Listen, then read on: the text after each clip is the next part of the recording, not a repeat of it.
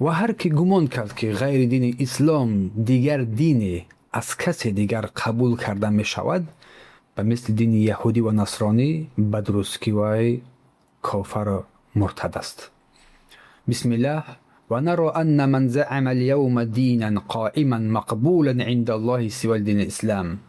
و میبینیم امروز هر کسی را که امروز گمان نماید که دین قائم و مقبول در نزد پروردگار بجز دین اسلام هست، از دین یهودی و نصرانی و غیر از این ادیان، به درستی و کافر است. اگر اصلش مسلمان باشد استتابه داده می شود.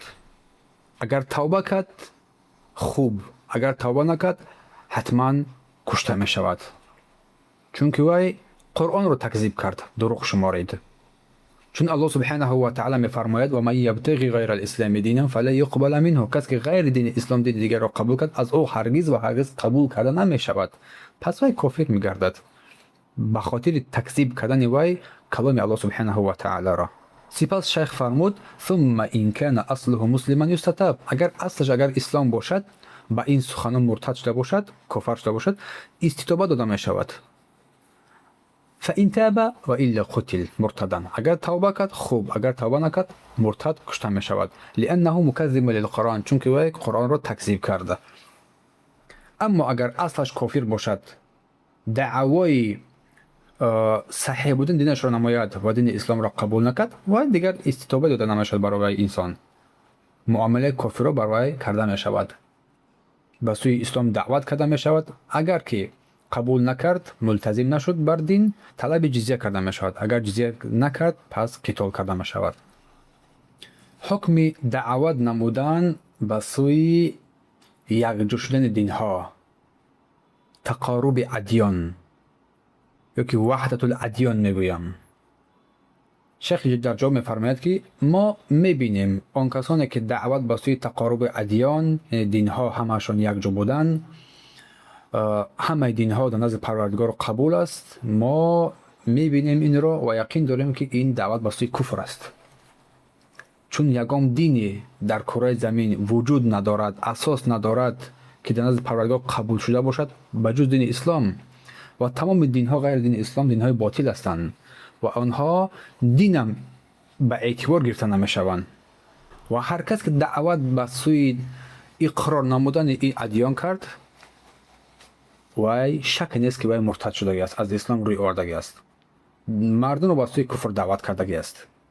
یعنی تقارب ادیان، یعنی اینکه وحدت الادیان این است که دعوت نماید مردم رو بر باقی ماندن هر یک انسان بر آن دینی که هست. این باطل شمردن حکم جهاد و حق شمردن تمام ادیان به حساب رفته، انسان از این مرتد می شود، کافر می گردد علیه بالله. المهم آن کسانی که دعوت به سوی تقارب ادیان می نمایند، وحدت الادیان می نمایند، اگر مقصد آنها این باشد که همه دین ها حق درست هستند، همه دین های برگزیده هستند، انسان مرتد می شود، چون قرآن را تکذیب شمارید. اما اگر که منظور دعوت آنها این باشد که هر انسان بر دین خود باقی بماند و تعطیل جهاد را از بین، حکم جهاد را از بین ببرند، در این حالت این باطل به اساس است. اما اگر منظور آنها این باشد که امروزها مسلمان ها ضعیف هستند، ناتوان هستند، با آنها عهد کردن در کار، صلح کردن در کار، این حق است، باقی ندارد انسان در این حالت. واقعیت رو نظر کرده با آن انسان عمل میکند. و رسول صلی الله علیه و سلم بهترین خلق بودند.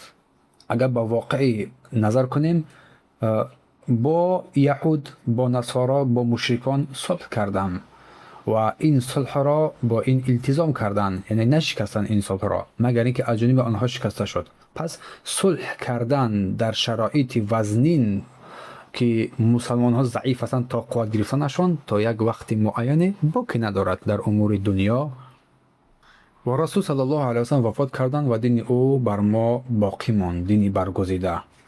چگونه که هنگامی که رسول صلی الله علیه و سلم وفات کردند، عمر ابن خطاب برآمده یک خطبه کردند و گفتند که به درستی که رسول صلی الله علیه و سلم نمرده است، وفات نکرده است، نه که از هوش رفتگی است، به هوش می آید.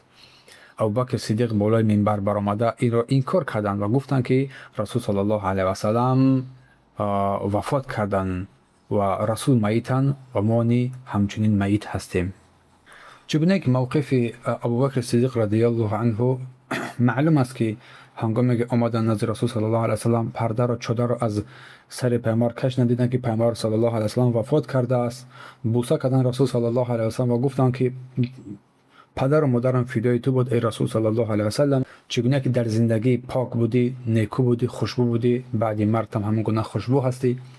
و بر اومدن که دیدن که عمر رضی الله عنه سخن گفته ایستادند، بالای منبر برآمدن و آن سخنان بهترین و نیکوترین خطبه و عظیمترین خطبه که بود خطبه را کردند و گفتند اما بعد فمن کان یعبد محمدا، هر کس که محمد را عبادت میکرد فان محمدا قد درست که محمد مرد و من کان یعبد الله فان الله حی لا یموت، و هر کسی که الله را عبادت کند الله حی زنده است و نمیمیرد. و سپس این آیه ها را تلاوت نمود انک میتون و انهم میتون، بدرسته که تو هم حتما میمیری و همگی و آنها همگی میمیرند.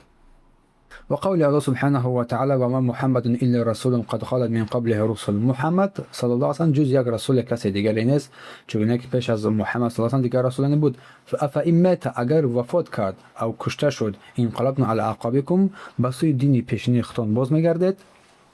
هنگامی که این آیه ها را ابوبکر صدیق تلاوت نمود، عمر ابن خطاب هنگامی که اینها را شنید گویا که بار اول از این آیه ها را میشنود پایهایش دیگر در لرزه در آمده در زمین افتاد و فهمید، یقین کرد که رسول صلی الله علیه و سلام وفات کرده است. سبحانك اللهم وبحمدك واشهد ان لا اله الا انت استغفرك واتوب الیه.